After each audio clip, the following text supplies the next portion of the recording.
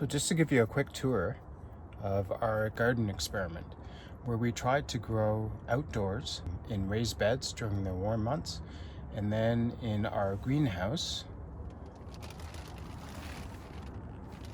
which is basically a glorified hoop house with a double layer of plastic. As you can see here, we have 2 layers of plastic. In between, we have bubble wrap to insulate, and it's not doing a bad job. However, our goal of being able to grow crops 365 days of the year didn't quite work. We have our big bed of compost, chicken poop, and a local farmer donated some of their animal manure and wood chips as a carbon source. Started off warm, and it was able to generate enough heat that it could keep the ambient temperature of the greenhouse fairly warm.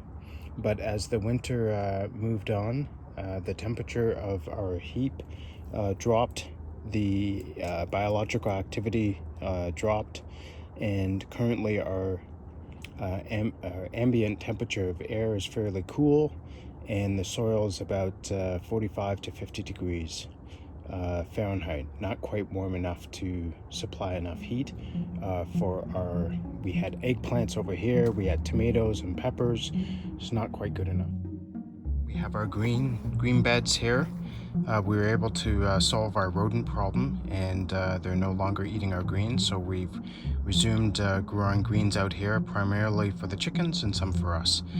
A bed of kale, and I'm not sure what that is, but we have some random plants here.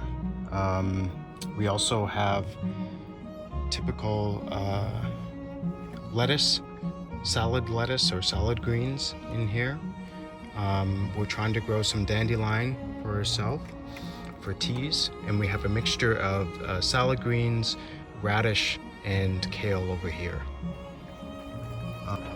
Outside, because of the greenhouse, allows us to start early. So like I said, this is the last week of February.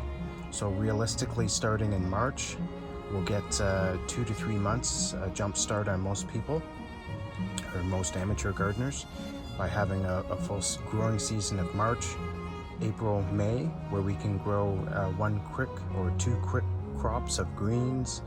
We'll establish some of our longer crops, such as beets, the root beets, carrots, kohlrabi root, and a few other things. Rutabaga might start out here just to get them started, and then as this project starts to simmer down, as it gets a little too hot to keep the plastic up, we'll take the plastic down and we'll break down this compost bed and throw it onto our raised beds.